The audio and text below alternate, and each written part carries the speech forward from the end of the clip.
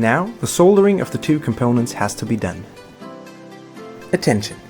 2 people should do this work, and we recommend to do it under expert guidance. One person holds the blowtorch while the other one holds the solder. The soldering area has to be heated first.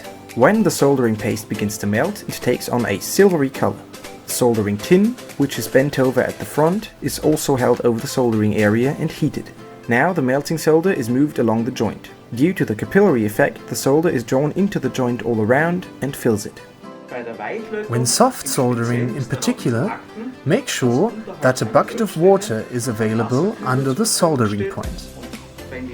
Once the solder joint is finished, it can be cooled down.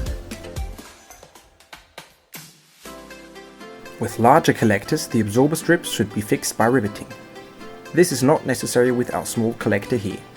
With the school classes, however, we usually build much larger collectors. And this is how it works. The appropriate places are measured, marked and then pre-drilled.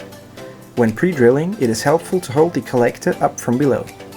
Then 2 absorber strips are riveted together at the pre-drilled points.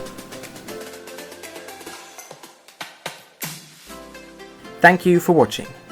In the next video, placing the absorber strips in the wooden frame and painting the copper pipes.